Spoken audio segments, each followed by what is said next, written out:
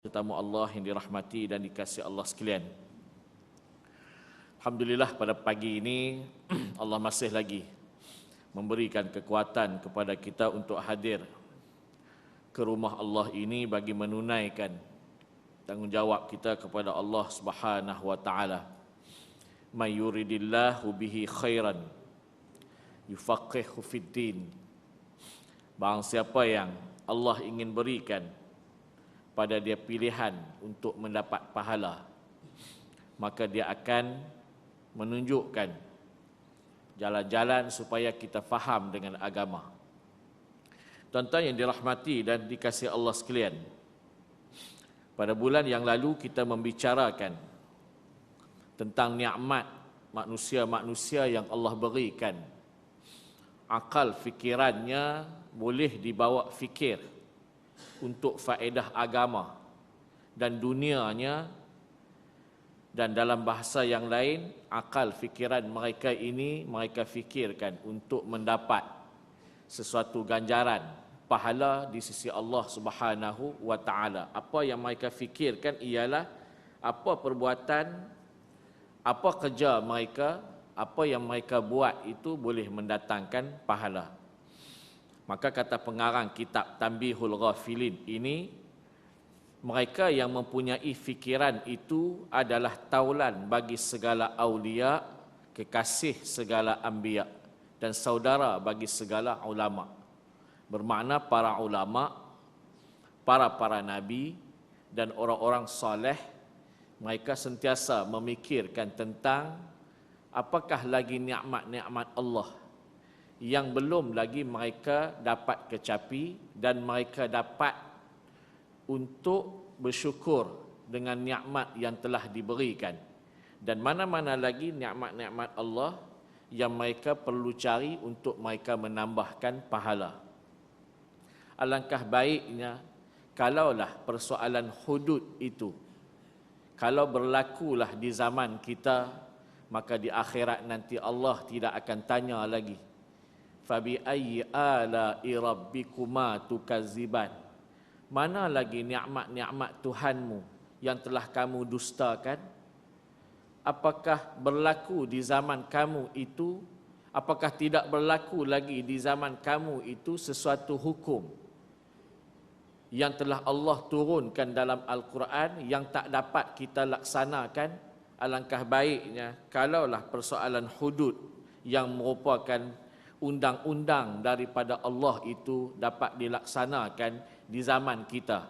Kita hidup di zaman kita ini, berbagai-bagai amalan yang kita buat, tapi kurangnya kalau kita tidak menjalankan hukum Allah yang namanya hudud, yang ada di dalamnya hayatun, kata Allah, selepas dilaksanakan akan ada kehidupan yang baik. Belum dilaksanakan lagi sudah ada kehidupan yang baik. Tetapi rugilah mereka-mereka yang hidup di zaman ini tidak ada ilmu tentangnya, ataupun tidak dapat untuk nak melaksanakan undang-undang Allah ini.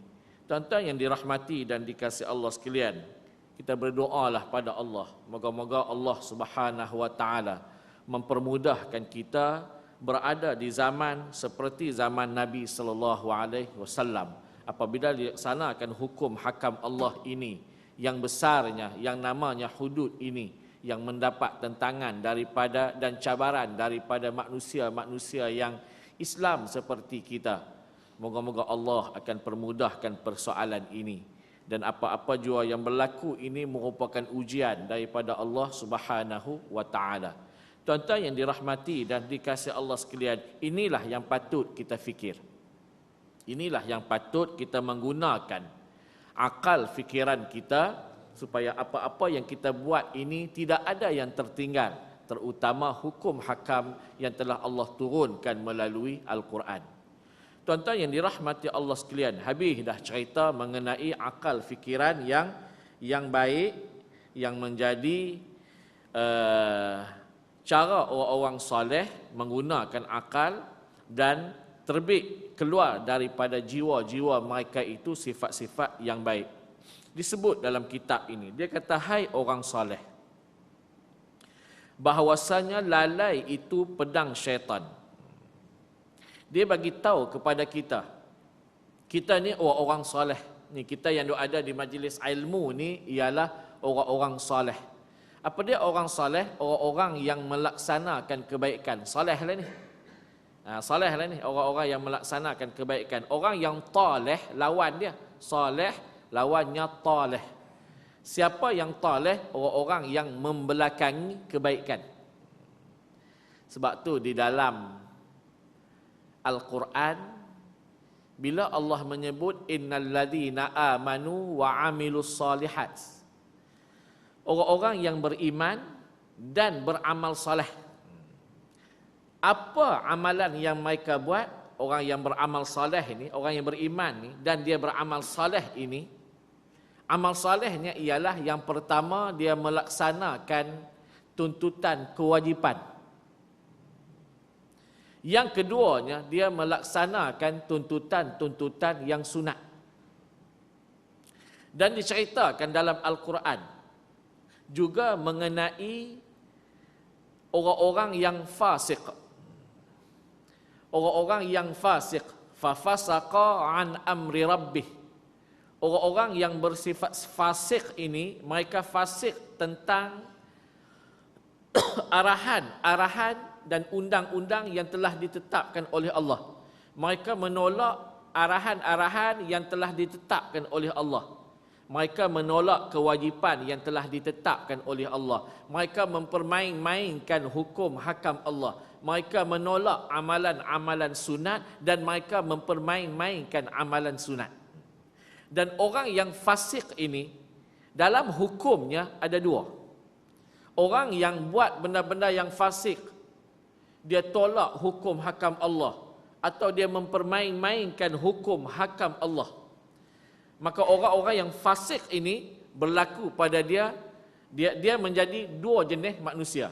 Sifat fasik, dia menjadi daripada fasik ini, sifat fasik ini dia akan lahir daripadanya dua jenis manusia.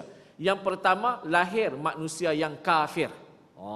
Ni lahir manusia yang kafir, total dia dengan Allah Ta'ala, dengan hukum hakam Allah ni tak percaya. Yang keduanya, lahir manusia yang munafik, yang dia Islam tetapi tidak yakin sepenuhnya dengan ayat-ayat Allah. Mungkin tidak sesuai dengan zaman dia, macam hudud lah, katanya tidak sesuai dengan zaman kita.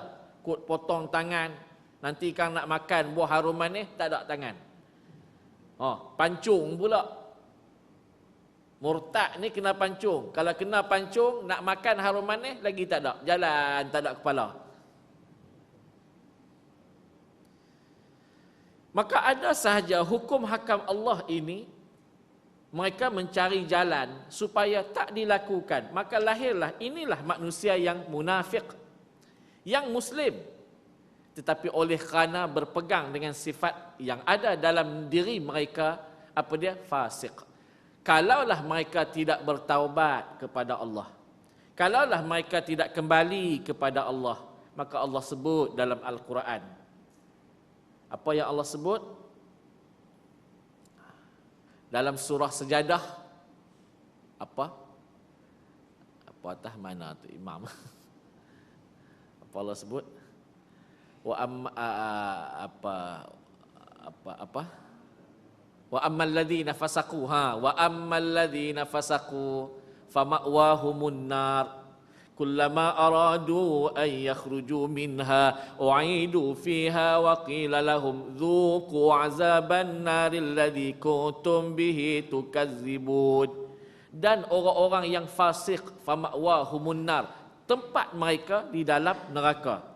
Kullama aradu an yakhruju minha, setiap kali mereka ingin lari keluar daripada neraka, u'idu fiha, maka akan dikembalikan mereka masuk ke neraka. Wa qila lahum, dan dikatakan pada mereka, zuqu, rasalah siksaan dan azab Allah, kerana kamu telah berdusta dengan ayat-ayat Allah, kerana kamu ini tidak percaya dengan ayat-ayat Allah. Inilah orang-orang yang fasik.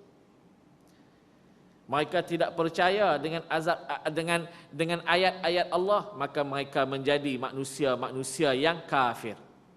Mereka tidak yakin dengan ayat-ayat Allah, mereka menjadi manusia-manusia yang munafik. Kalau tuan-tuan belajar ilmu tauhid secara kitab, ni kalau pagi-pagi belajar ilmu tauhid ni memang tidur. Kan? Tu yang ambil cerita kalau pagi-pagi macam ni, banyak cerita-cerita yang ringan-ringan. Macam ni kira ringan lah. Kalau belajar betul-betul sifat 20 ilmu tauhid, cerita bagaimana Allah Ta'ala begitu begini, cerita bagaimana sifat Rasul, memang lena lah. Dengan sejuk, hujan pula kat luar, perut pula lapar, duk teringat. Pulut lah macam-macam. Kalau kami pagi-pagi sekarang ni makan pulut harum manis lah tuan-tuan, sedap tuan-tuan. Kena pulut harum manis, kopi tumbuk. Allah. Habis meta duduk 3 jam pun tak apa. Kalau tuan-tuan nak makan, pergi Perlis lah. Dia akan habis bulan 6 nanti. Saya ada di Perlis Isnin, Selasa, Rabu, Khamis. Telefon lah, saya tunggulah. Kita pergi tempat yang special. Buah dia cantik. Dan buah dia tu diambil oleh peladang ni, bawa pergi import ke Jepun dengan harga RM70 sekilo. Sekilo tu hanya 2 biji saja. Kalau tuan-tuan pergi Perlis, balik 2 biji makan seorang-seorang dalam almari. Tak cukup, isteri tak cukup, ataupun habis kot dalam perjalanan tu aja. Dan kalau nak beli biasa dalam RM25, RM28. Jadi kalau takat bawa duit 1,000 tak cukup. Korang-korang daripada KL ni bonet kereta penuh belakang. Kan? Nak bagus lagi bawa pergi lori lah. Ustaz tak bawa, memang tak bawa. Mahal tuan-tuan. Mahal. Tak bawa. Kena bawa pula tuan-tuan kata mahal, tak nak beli. Allah. Habis modal. Tuan-tuan yang dirahmati dan dikasihi Allah sekalian. Baik, dalam kitab Tauhid ni, dia cerita mengenai ma'rifatullah. Bagaimana jalan untuk mengenal Allah? Bagaimana jalan untuk mengenal Allah? Jalan yang pertama, ada orang yang kenal Allah dengan cara yang yakin. Kena yakin dengan Allah Subhanahu wa ta'ala. Yakin ini dia mesti melalui ilmu. Mesti ada ilmu mengenai Allah Subhanahu wa ta'ala. Ni peringkat yang pertama. Kemudian ada manusia-manusia yang dia kenal Allah tetapi dalam keadaan yang syak. Syak. Ataupun dalam bahasa kita, dia kurang yakin. Taraddud dalam bahasa Arab dipanggil, dia kurang yakin. Bagaimana? Hanya dalam kiraan ulama ini 50, 50 dia percaya dengan kehendak dan ketentuan undang-undang Allah, 50 lagi dia tidak percaya.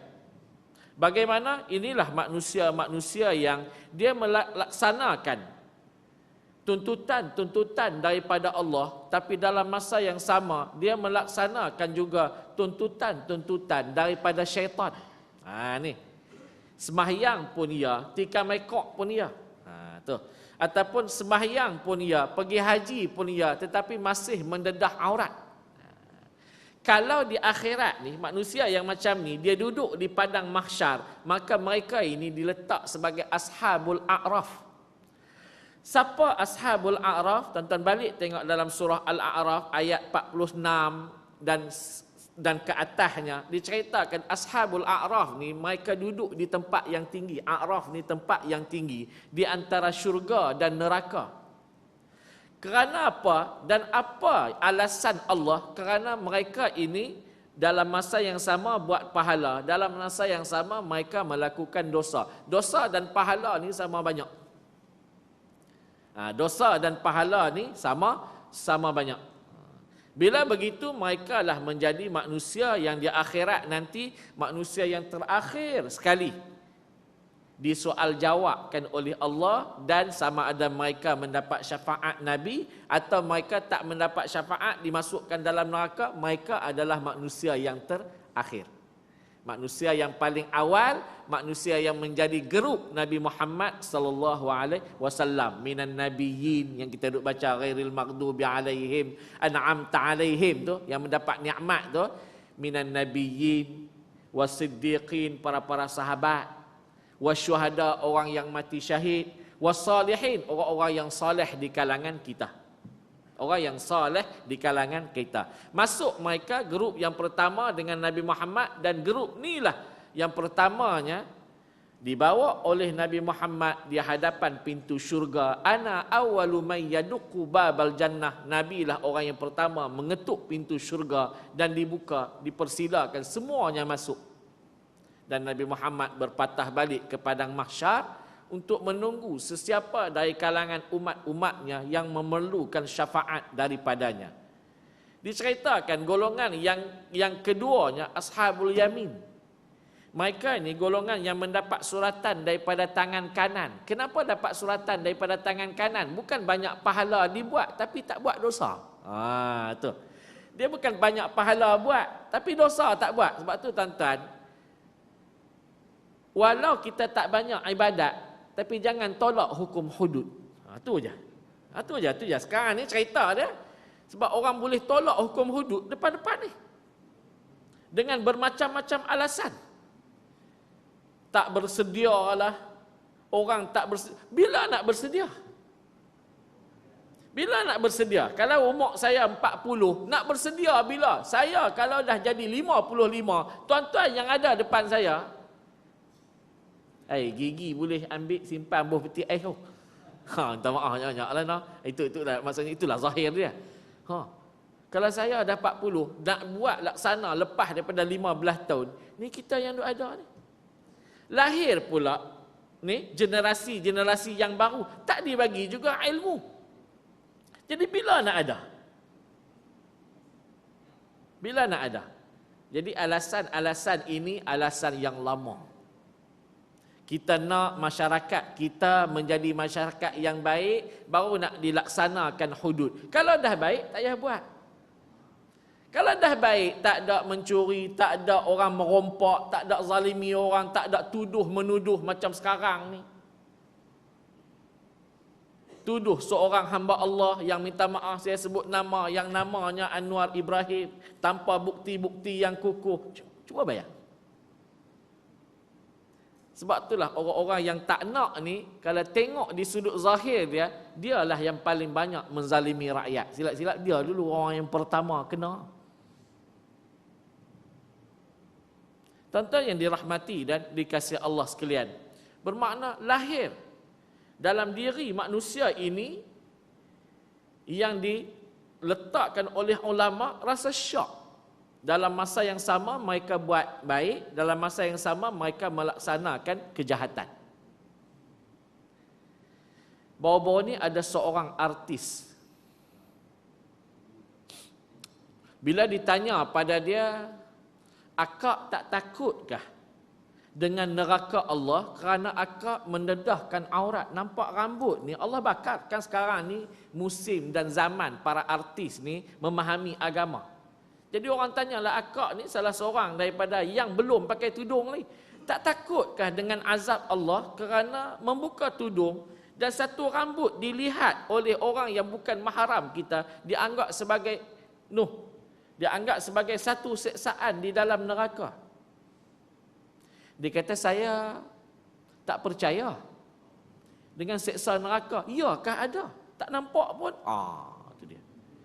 Yang keduanya dia jawab, adakah Allah Ta'ala akan menyeksa saya sedangkan saya tak pernah tinggal sembahyang? Tu dia. Tu nak jawab gina tuan-tuan. Campak tolak, mudah aja. Kerana kejahilan. Zaman Ibrahim bin Adham, ada seorang manusia datang tanya dia dan nakkan penjelasan dia. Dia tanya, wahai Ibrahim, saya ni ahli maksiat.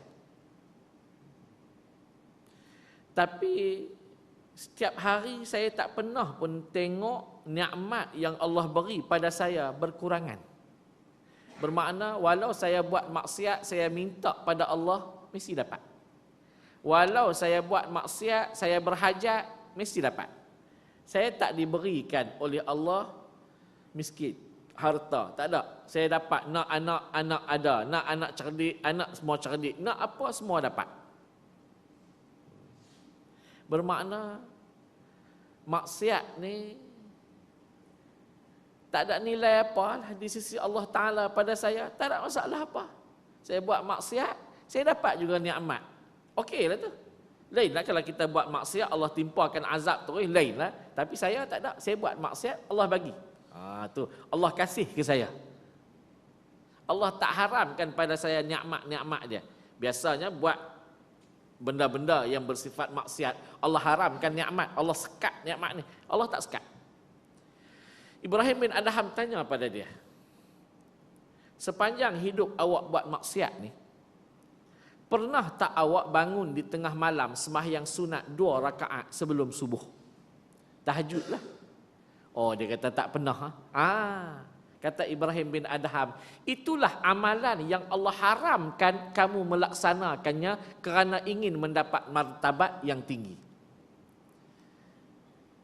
Inilah amalan yang Allah haramkan pada kamu untuk kamu laksanakan dalam diri kamu.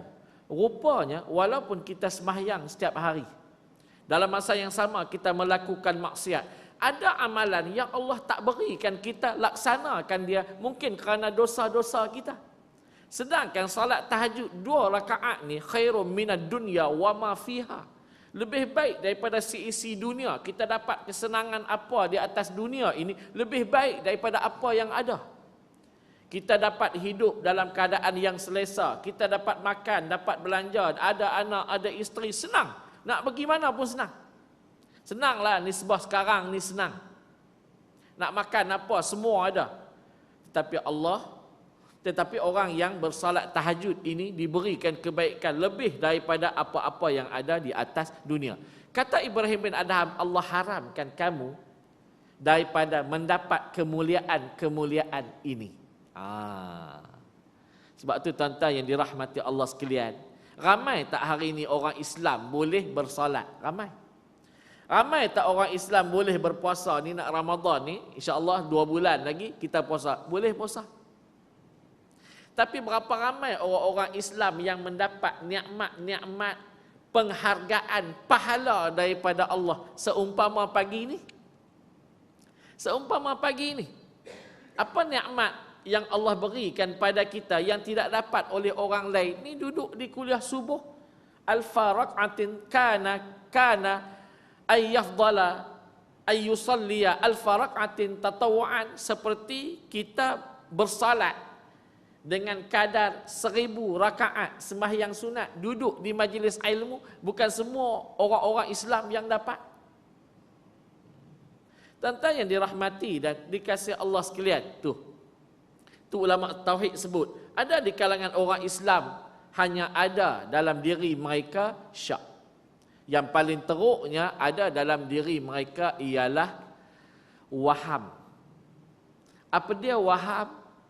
Mereka-mereka yang ada nama Islam tetapi tidak pernah belajar Islam, tidak pernah yakin dengan ajaran-ajaran Islam, tidak pernah mau untuk belajar agama Islam. Bermakna mereka hanya dilahirkan sebagai seorang yang Muslim, tapi jiwa dan hati mereka penuh dengan kekufuran. Tuan-tuan yang dirahmati dan dikasihi Allah sekalian, ini ulama tauhid sebut. Ni ulama tauhid sebut. Sehari 2 semalam ni keluar satu gambar dalam surat khabar pun ada, dalam internet lagi banyak lah. Seorang perempuan berumur 35 tahun. Saya tak tahulah meninggal tu bila, tapi ceritanya inilah waktu-waktu inilah hari Jumaat. Dia meninggal kerana barah payudara. Dia ibu tunggal, umur 35 tahun meninggal. bila nak disimpan mayat dia di dalam liang kubur tu, nak ditutup dengan papan sekeping tu, tiba-tiba memancar cahaya daripada lubang kubur. Saya mula-mula tengok gambar tu, saya kata ni lampu malam kot tanam malam, bubuh lampu keluarlah. Rupanya atas kubur tu pun gambar dia sampai ke atas tu, dan rupanya siang hari lah, siang hari berlaku tu sebab nampak cahaya matahari di atas. Di bawah tu nak ditutup tu nampak cahaya keluar. Walaupun cerita ni tuan-tuan, cerita yang kadang-kadang orang boleh buat. Orang boleh buat sistem sekarang ni, boleh buat badan orang lain, muka kita, boleh buat. Boleh buat. Walaupun kita ni orang yang baik, tapi kalau orang nak buat tahana, nak buat khianat ke kita, dia boleh tukar muka kita ni, nampak duk surau, rupanya duk di kelab malam. Kelab malam pula ditulis Thailand pula belakang. Nak pi palih makan harum manis, tapi pergi ke Thailand tu. Cari periuk, orang tanggap gambar. Pak, pi bubuh gambar kita. Sampai pula di sini. Pak, orang tengok-tengok. Ahli jemaah kita ni kenapa jadi macam ni? Orang boleh. Walaupun benda ni cerita boleh buat, tapi pengajaran daripada cerita tersebut amat baik. Dia macam cerita Telaga Barahut itulah, yang bergaduh dalam media masa hari ini, Ustaz Don dengan Wardina itulah, kan? Memang ada dalam hadis-hadis sahih cerita tentang Telaga Barahut ni. Telaga yang Allah ciptakan, sumber dia daripada neraka Jahannam. Telaga Zamzam sumbernya daripada syurga. Ya, ada dalam hadis. Cuma cerita tu sahaja yang menjadi perbahasan betul ataupun tidak. Seorang orang kaya di Yaman, dia nak pergi ke Mekah, dia ada banyak duit, dia simpan pada seorang hamba Allah. Dia pergi ke Mekah, dia balik semula, dia pergi cari orang tadi dah meninggal. Tanya anak-anak dia kata, kami pun tak tahu di mana disimpannya duit tersebut. Dan dia berjumpa dengan seorang orang soleh tu bagi tahu, pergi ke Telaga Zamzam, panggil nama kawan tu. Kalau dia menyahut, maka tanya dia, di mana ada disimpannya duit dia. Pergi ke Telaga Zamzam, panggil, "Oi, Bang Allah, bangun." Tiba tak ada. Dia kata tak ada ni.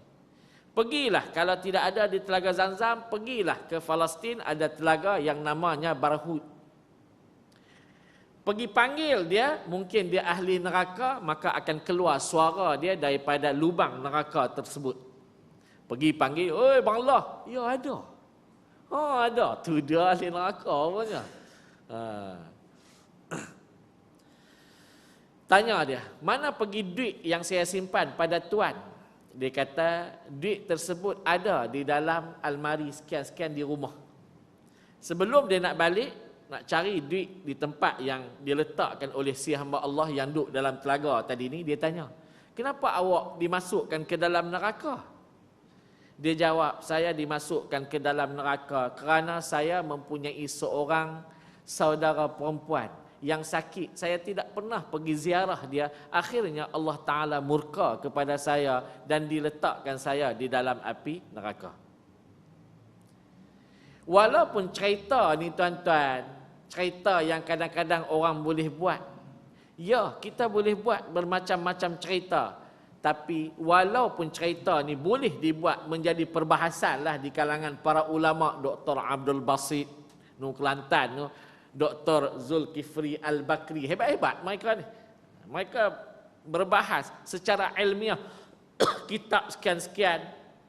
Kalau tuan-tuan tengok dia bahaskan kitab Arab tu, kita baca seronok tu, seronok.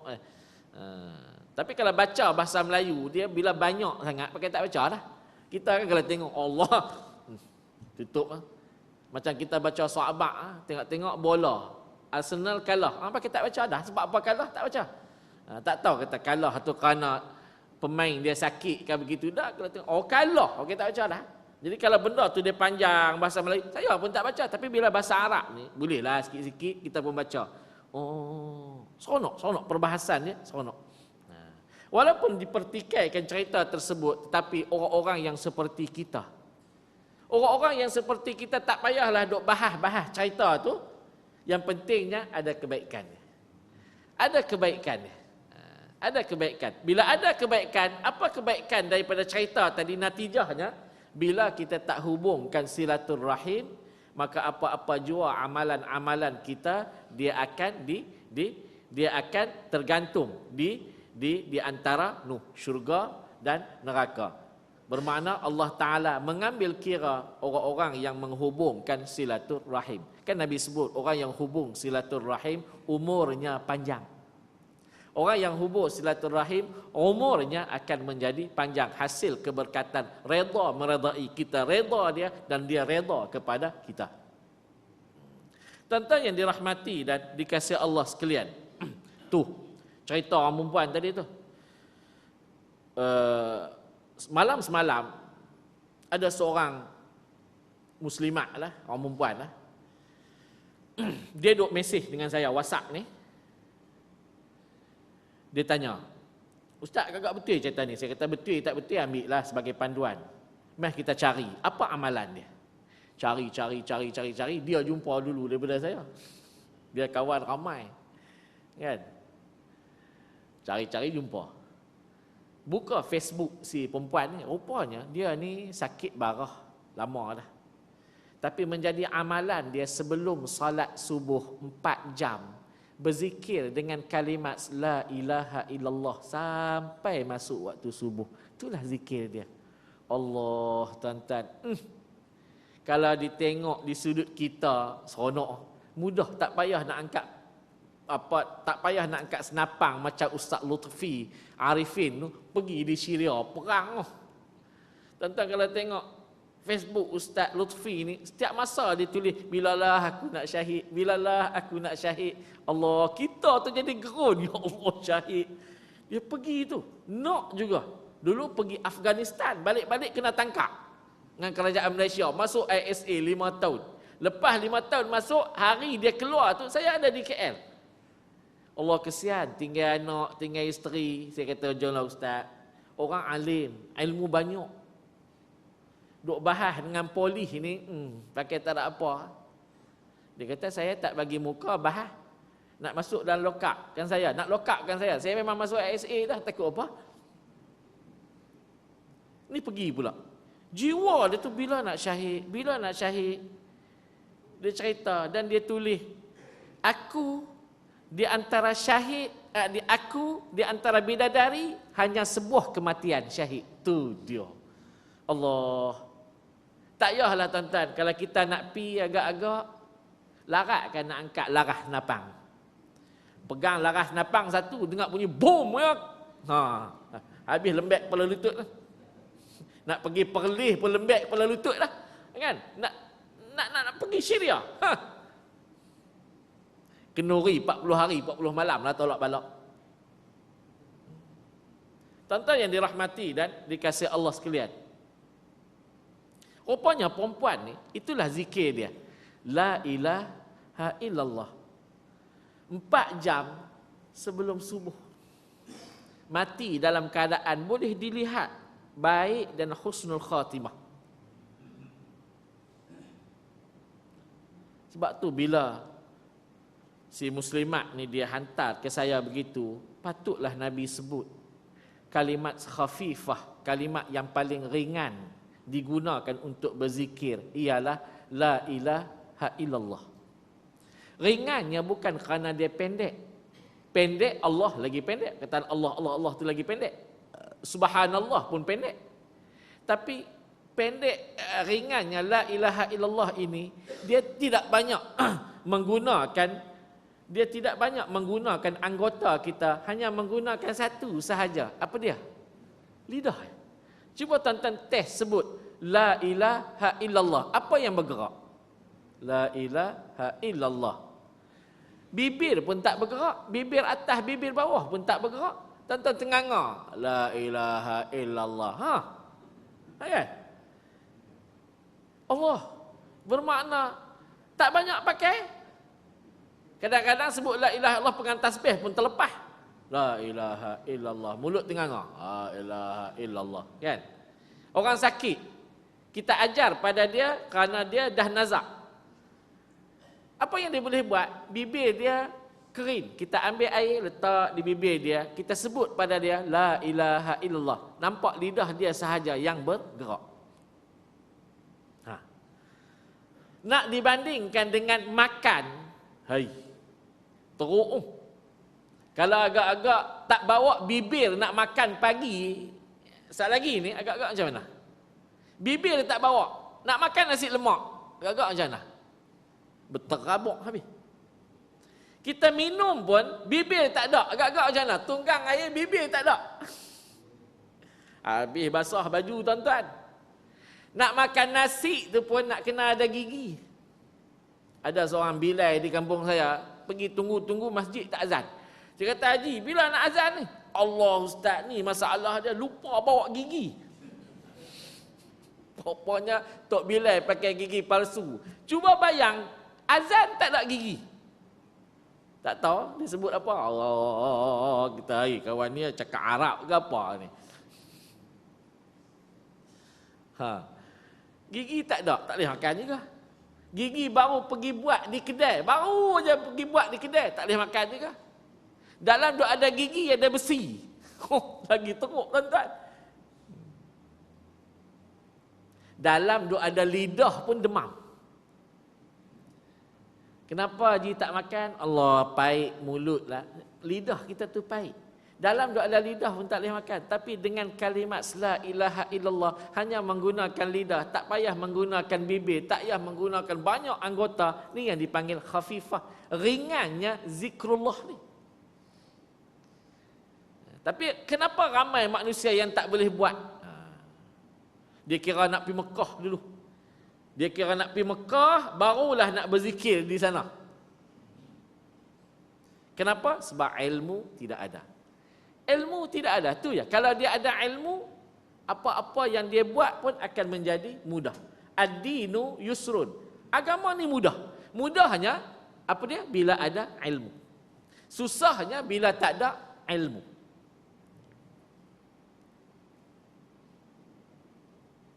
Macam bawa kapal terbang lah.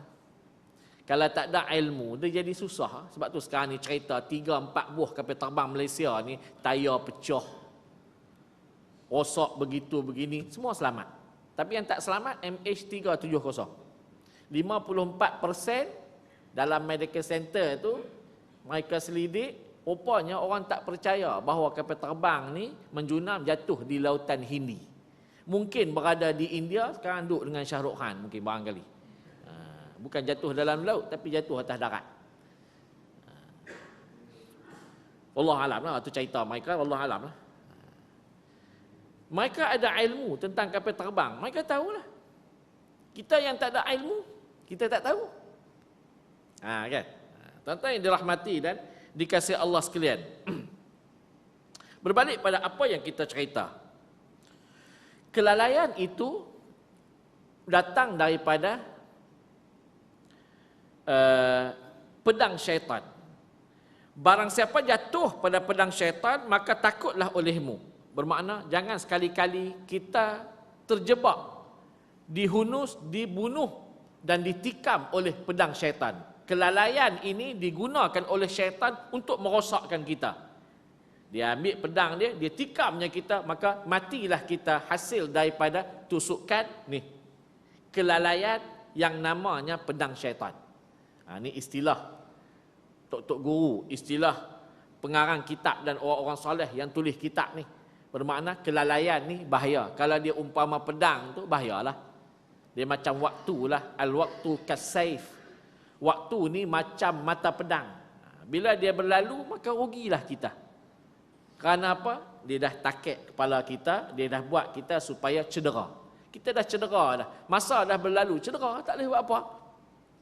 Dulu waktu sihat, teguh, hebat, kuat, tak nak melakukan kebaikan.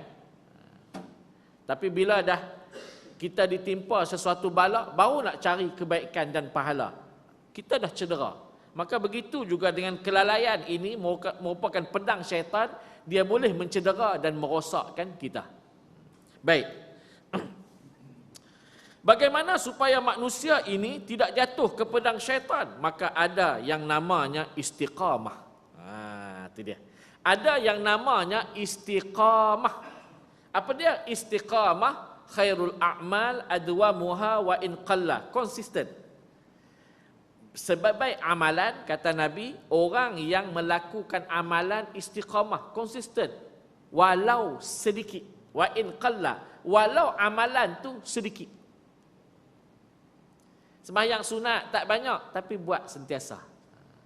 Berzikir tak banyak, tapi buat setiap hari. Sedekah tak banyak, tapi buat setiap masa. Senyum tak banyak, tapi buat setiap masa. Amalan-amalan baik ini tak banyak jenis, tapi yang kita buat tu sentiasa istiqamah. Istiqamah, konsisten, tak tinggal. Datang majlis ilmu, datang, jangan tinggal. Walaupun datang ni khusyuk, tawaduk, khusyuk. Faham tak tahu. Yang tahunya Telaga Barahud. Tu aja. Istiqamah, kan? Saya bukan tak nak datang lah ustaz. Duduk aja tidur, tu yang balik tidur di rumah. Tak ada, rugilah. Istiqamah lah walaupun macam ni. Faham tak faham, nombor 2. Kalau kita faham pun, apa kita nak buat? Kalau kita faham sungguh-sungguh, apa kita nak buat? Nak sampai pun kadang-kadang tak mampu. Tak apalah, kurang-kurang faham satu, tak faham pun tak apa, tapi ada pahala. Walaupun kami ustaz-ustaz ni orang yang memberi ilmu. Kami ni cari ilmu. Saya di Perlis macam tuan-tuan pergi cari kuliah Sa'ashim pergi. Datuk Dr. Harundin memang pergi cari. Kerana apa? Selain daripada ilmu, kita boleh duduk dengan para ulama. Moga-moga di akhirat Allah tanya, kamu duduk dengan siapa? Duduk dengan Dr. Harundin. Allah. Dr. Harundin tu dia mimpi Rasulullah. Dia duduk di depan rumah Rasulullah. Rasulullah dia duduk di sebuah padang. Dan Rasulullah ni dia duduk pula dalam kemah yang panjang. Dan bila Rasulullah nak keluar, para sahabat menunggu Rasulullah. Dr. Harundin ni duduk di hadapan pintu tempat Rasulullah nak keluar. Ini dicerita oleh dia sendiri. Bila Rasulullah langkah kaki tu, nak bubuh kasut, dialah orang yang pertama menyambut kaki Rasulullah yang lembut dan diletakkan kasut. Dan kasut Rasulullah ni sungguh-sungguh dhaif. Apa yang dia kata? Wahai kasut, bertuahlah kamu kerana kamu menjadi penyelamat kaki seorang yang diredai oleh Allah dan dikasihi oleh Allah. Berbanding dengan kami ini, tidak apa yang boleh kami menolong di sudut jasad dia. Allah hebat, tuan-tuan. Kasut yang buruk boleh menyelamatkan Rasulullah. Kami yang hebat ini pun tak boleh nak berpegang dan menyelamatkan kaki, walau kaki Rasulullah. Ya Allah, tuan-tuan. Tuan-tuan duduk dengan dia. Allah tanya di akhirat, dengan siapa? Dengan Dr. Harun. Tak rasakah tenangnya jiwa duduk dengan orang-orang yang macam ni, ulama yang macam ni? Tenang. Tuan-tuan yang dirahmati dan dikasihi Allah sekalian, itu dia. Sebab itulah apa-apa pun pahala. Apa-apa pun carilah pahala. Istiqamahlah walaupun sedikit. Nak senyum lebih tak mampu. Orang kata kalau senyum, tidur pun senyum, cakap pun senyum, makan pun senyum, ni gila dia panggil. Tapi bila tengok muka orang senyumlah, jangan tak senyum pula. Kan? Tambah-tambah tengok muka kawan kita yang tak pernah senyum, dia senyum ke dia? Kan? Tengok kawan kita ni yang tak mau agama Islam, yang tak mau ajaran agama ni, senyum ke dia? Moga-moga pahala. Kita tengok dia jeling rasa-rasa aku nak bagi sebiji. Contoh, kan? Tengok pula kawan hok sokong GST lagi, rasa aku nak telan kepala dia. Tuan-tuan yang dirahmati dan dikasihi Allah sekalian, istiqamahlah walaupun sedikit. Baik. Tuan-tuan yang dirahmati Allah sekalian, satu hari diceritakan dalam hadis ni. Satu hari Nabi jumpa dengan syaitan. Nabi tanya, "Wahai syaitan, apakah amalan umatku yang bila mereka lakukan amalan yang baik kamu tak respect?" Tu bahasa dia dipanggil dalam Arabnya Mal amal tadhakuna bihim. Apakah amalan yang menyebabkan kamu ketawa terhadap mereka? Bermakna syaitan pun tahu buat umat-umat Nabi Muhammad ni buat amalan bukan konsisten pun. Bila tak konsisten, maka syaitan ni dia tak respect. Alah, tak ada apa itu. Macam kita lah. Tak pernah nampak datang surau, tiba-tiba datang surau. Ni ada apa-apa lah ni. Kan? Tengok seminggu panggil Ucai Yasin. Contoh, bukan syarapan ni orang belah-belah palih tu. Orang belah-belah tempat-tempat saya tu nak datang aja dia tahu, dia tanya ustaz nak bagi apa malam ni? Harum manis 2 biji. Dia datang surau. Nampak dapat harum manis dia balik, lepas tu tak datang. Dahlah harum manis kilo RM20. Nak kena umpan dengan RM20 melalui harum manis. Baru-baru ni saya umpan beras nasional ya, beras nasional. Saya dapat murah sikit 13-14 peladang bagi 100 kampik yang harga biasa RM17.5. Saya kata datanglah surau, saya ada kuliah. Tajuk kuliah saya hari tu yang saya paksa dia orang datang tu dan umpan dia pun beras. Tajuknya ialah anti hadis. Bukan nak cerita pun. Ustaz yang datang cerita tu bekas yang berhormat Ustaz Zulkarnain Abidin. Tentang kenal ke? Bekas yang berhormat santan. Dulu dia ni di antara pentasheh, pegawai pentasheh Al-Quran daripada JAKIM. Quran kita yang kita nak baca tu, pentasheh dia, salah seorang dia Ustaz Zulkarnain Abidin. Bekas YB santan. Dulu ni. Tahun 99. Saya panggil dia. Cerita dia tentang anti hadis. Bukan cerita tengok di sudut apa tajuk tu anti hadis lah. Saya bukan suruh ustaz tu cerita Kasim Ahmad. Sebab orang kampung bukan kenal Kasim Ahmad. Mereka hanya kenal Kasim Selamat dan Osman Jailani. Tak kenal tuan-tuan. Kasim Ahmad tak tahu. Tapi kalau Osman Jailani, Kasim Selamat yang tiup apa tu? Dipanggil apa tu? Saxophone tu. Kan? Yang tu kenal. Saya bukan nak suruh dia cerita Kasim Ahmad, tapi saya nak suruh cerita bahawa ada orang yang tolak hadis di kalangan orang Islam. Dan jangan sampai kita ni bukan setakat menolak hadis, tolak Al-Quran, tak mau terima Al-Quran, duduk tepi surau tapi tak nak datang surau, juga termasuk orang yang menolak hadis dan Quran. Tu target saya tu. Ustaz ni cerita satu. Kalaulah tuan-tuan, ustaz ni kata ditakdirkan oleh Allah lepas balik daripada surau ni mati, maka tuan-tuan akan dapat melihat satu pahala yang nama dia hadir ke surau dengar kuliah 1000 pahala sembahyang sunat. Mesti tuan-tuan heran. Aku ni sembahyang sunat pun tak pernah. Sembahyang wajib ni boleh bilang dan akhir-akhir waktu. Sembahyang yang tak pernah tinggal satu aja sunat yang namanya sembahyang raya. Tu tak pernah tinggal. Awal dengan kain apa songket dan sebagainya tak bubuh kerih. Tak bubuh kerih aja. Pergi sembahyang awal. Yang tu aja. Sembahyang sunat kira-kira balik umur aku 60 tahun. 60 tahun 60 kali pergi sembahyang. Sedangkan ada pahala yang aku dapat 1000 sembahyang sunat. Bila aku sembahyang, maka pada waktu itu tuan-tuan akan teringat, inilah pahala kerana aku menghadiri majlis ilmu pada malam ini. Dia balik tu tuan-tuan, cukup seminggu dia datang balik dengar kuliah seronok, takat sebulan aja.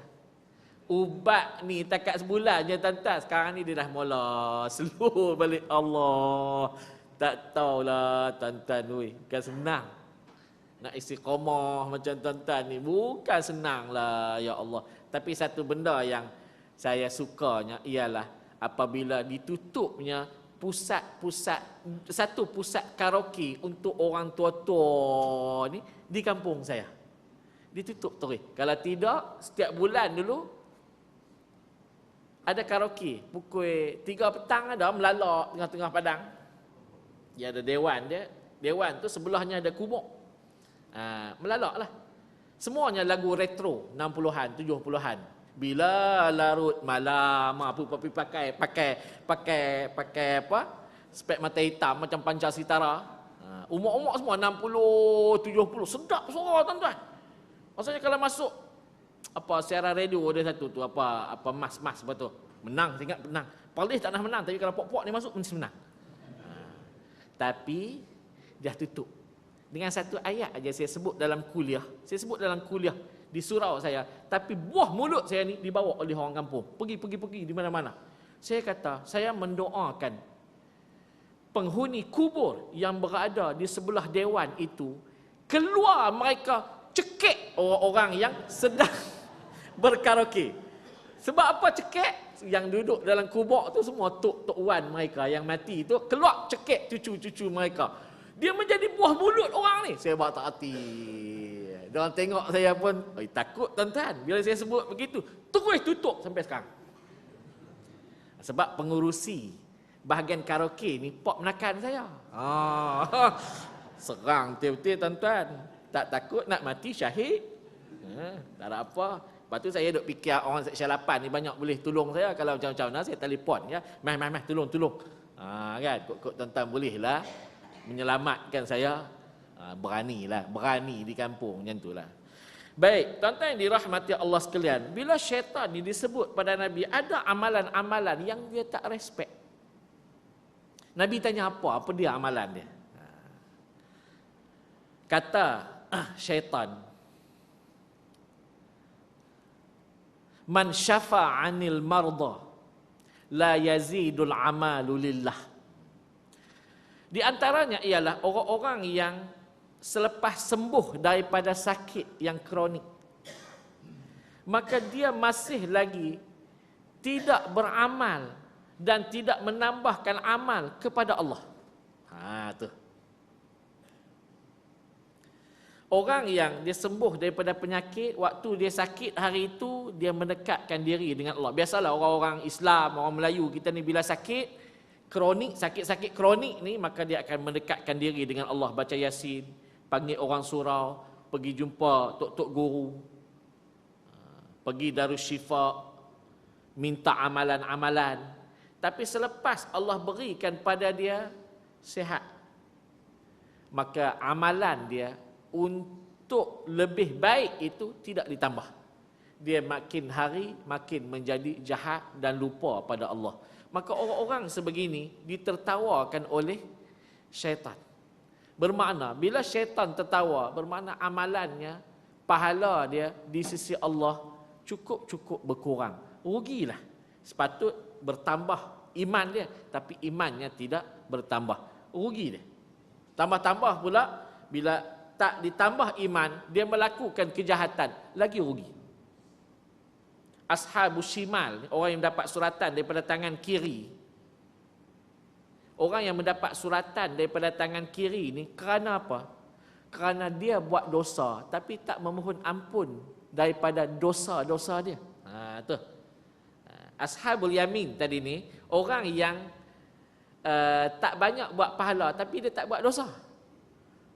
Dia tak buat dosa. Tapi kalau orang ni dosa pun buat, pahala pun buat, maka jadi Ashabul A'raf. Orang-orang yang duduk di tempat yang tinggi di antara syurga dan neraka. Saya ulang sekali lagi. Ashabul Yamin ni, orang-orang yang dapat suratan daripada tangan kanan ni, orang-orang yang dia bukan banyak buat pahala tapi dia tak buat dosa. Dia tak buat dosa. Orang yang Ashabul Shimam dapat suratan daripada tangan kiri ni, orang-orang yang dia pahala tak buat tapi dia buat dosa. Dosa dia tu dia tak pohon ampun pada Allah.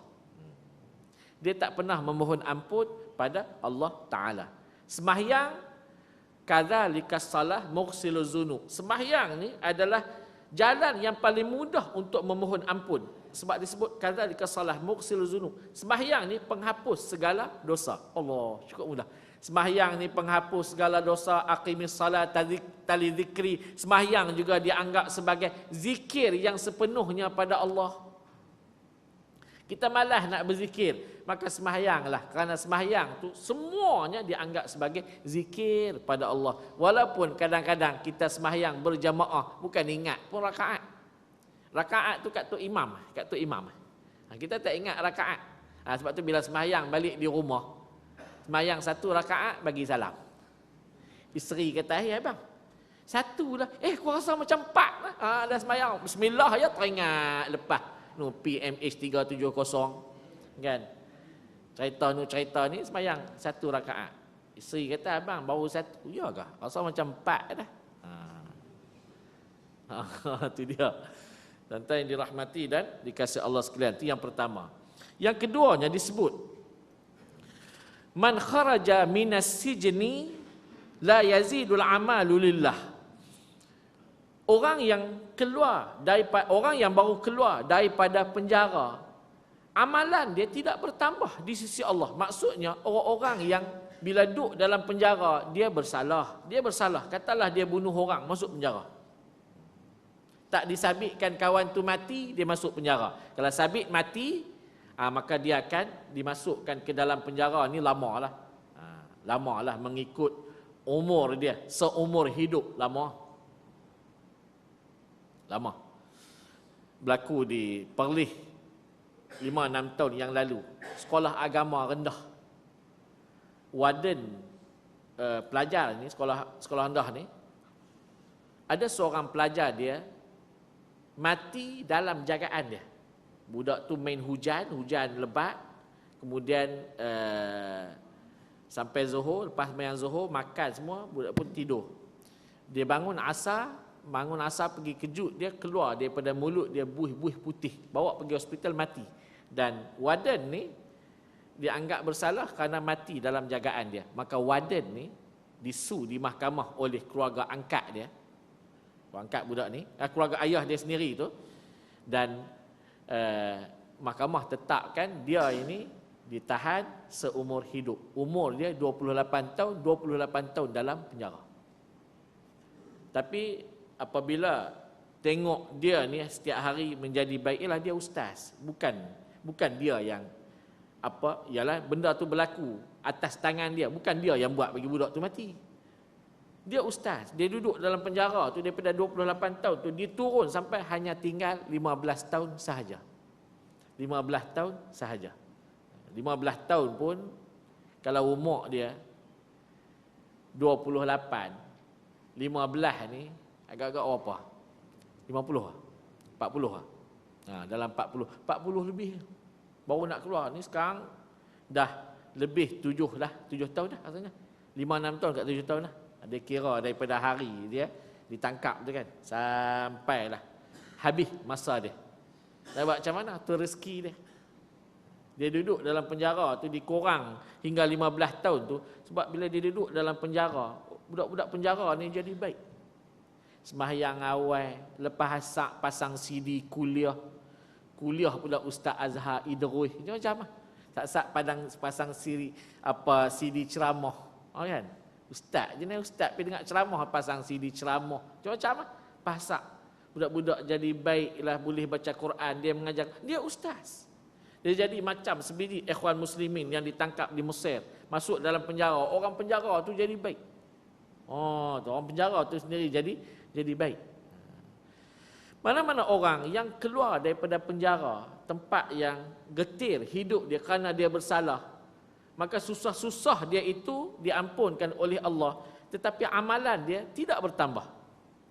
Keluar jadi jahat balik. Maka amalan mereka ini yang sebelum-sebelum ini ditertawakan oleh syaitan, bermakna rugilah. Tu disebut lagi, orang yang al-hurru minal fitan, orang yang baru bebas daripada fitnah. Disebut lagi, orang yang man adda ilaihil hajj, orang yang selepas menunaikan haji. Man kharaja min Ramadan, orang yang baru keluar daripada Ramadan. Ni tuan-tuan, kita tinggal lagi 2 bulan nak bertemu dengan Ramadan. Bila sebut aja Ramadan ni, ulama-ulama terutamanya ulama-ulama sufi, di antara yang menulis tentang persiapan istiadat Ramadan ni, persiapan Ramadan ni ialah Habib Omar. Dia ada kitab dia. Tuan-tuan jangan nampak Habib Omar ni nampak qasidah saja. Qasidah, mereka ni orang-orang yang alim. Dia orang ada pondok pengajian sendiri di Hadral Maut. Di antara kitab yang dia tulis istiadat Ramadan, apa yang kami buat bila nak berlakunya Ramadan. Rejaknya mereka beramal dan mereka terapkan dalam diri mereka beberapa benda Yang pertama, kasratul istighfar. Daripada Rejab lagi mereka memperbanyakkan istighfar supaya bila masuk Ramadan hidup mereka sentiasa beristighfar. Sebab Ramadan ni setiap saat, setiap langkah kita pahala. Naumus shaimi ibadatun, tidur orang yang puasa di bulan Ramadan pun dapat pahala kalau buat amalan lagi banyak. Itu dia. Yang seterusnya dipanggil ayyatafaqqada muamalatal muslimin. Mereka membiasakan diri bergaul dengan orang Islam sekeliling. Bagaimana pergaulan dia? Dengan senyumnya, dengan sedekahnya, dengan amal-amal yang baiknya, tolong-tolong bantunya. Itu dia. Dia buat daripada bulan Rejab lagi. Bukan masuk Ramadan baru nak bersedekah, bukan masuk Ramadan barulah nak senyum, baru nak buat sesuatu untuk pahala dia. Tapi sebelum tu lagi, supaya apa? Supaya sentiasa boleh beristiqamah dalam bulan Ramadan. Berapa ramai orang yang dalam bulan Ramadan boleh buat amalan takat seminggu. Habis seminggu, habislah amalan sampai raya. Itu yang bila hari raya, hari pertama pun dosa dah menggunung lebih banyak daripada pahala sebulan dibuat dalam bulan Ramadan. Itu dia. Biasakan diri. Bila biasakan diri, bila masuk bulan Ramadan, taklah kekok nak baca Quran, tak kekok nak berzikir, tak kekok nak dengar kuliah, tak kekok nak datang buat amalan sedekah, tak kekok. Ini kadang-kadang kekok dalam bulan Ramadan tu kekok. 8 ke 20? 20 ke 8? Semayang 20 habis. Habis semayang 8 pun orang lari, semayang 20 lagi orang lari. Tazkirah ustaz jangan panjang-panjang lah, 15 minit. 15 minit tazkirah. Tak biasa. Kan? Macam kita hari ni lah, bila dah biasa, tak ada masalah apa. Tuan-tuan biasa datang kuliah sampai 7.30. Tak ada apa, dah biasa kuliah ustaz. Kadang-kadang sampai 8 suku. Kan? Tinggal saya 7.30. Tak ada apa. Tapi kalau orang tu tak biasa, tak payah 7.30. Pukul 7 pun belum tentu dia boleh duduk. Dah tak biasa. Kita tengok orang yang pergi sembahyang Jumaat. Kalau orang ni biasa pergi awal, dia akan pergi awal. Kalau ni orang tu dia biasa hidup, dia pergi bila khatib naik khutbah, dia baru nak masuk bilik air mandi. Dia habis pakai baju, sampai aja elok-elok orang qamat. Biasa. Berapa tahun dia buat kerja tu? Daripada dia balik sampai lah umur dah 70. Itulah. Alhamdulillah lah dia kata sampai elok-elok orang qamat. Elok lah kata. Elok orang qamat. 70 tahun. Kalilah dengan kali Jumaat. Berapa kali Jumaat? Allah, pahala tak pernah ada langsung. Tak ada langsung lah. Pahala yang ditulis oleh malaikat, dia keluar daripada masjid. Pahala keluar masjid lah. Pahala masuk tak ada. Pahala keluar, pahala masuk tak ada. Jadi tuan-tuan yang dirahmati dan dikasihi Allah sekalian, ini di antara benda. Dia banyak lagi, nanti kita cerita lagi. Apa-apa yang ditertawakan oleh syaitan. Apapun berbaliklah kepada akal kita. Bila kita tak guna cara orang soleh, maka dia diumpamakan seperti pedang syaitan yang akan membunuh kita dan merosakkan kita dan mencacatkan kehidupan kita sebagai seorang Muslim ataupun mencacatkan pahala. Wallahu a'lam. Nanti kita sambung lagi. Yang baik daripada Allah, yang kurang daripada kelemahan saya sendiri. Kalau ada perkataan yang tak sedap tuan-tuan dengar, minta maaf banyak-banyak lah. Yang baik jadikan sebagai panduan dalam hidup. Wallahu alam. Wabillahil hidayah taufik. Assalamualaikum warahmatullahi wabarakatuh. Bismillahirrahmanirrahim. Allahumma rzuqna fahman nabiyyin wa hifdzal mursalin wa ilhamal malaikatul muqarrabin fi afiyatin ya arhamar rahimin. Allahumma rzuqna fahman nabiyyin wa hifdzal mursalin wa ilhamal malaikatul muqarrabin fi afiyatin ya arhamar rahimin. Allah barzuqna fahman nabiyyin wa hifdzal mursalin wa ilhamal malaikatul muqarrabin fi afiyatin ya arhamar rahimin. Walhamdulillahi rabbil alamin. Ada barang-barang di luar kalau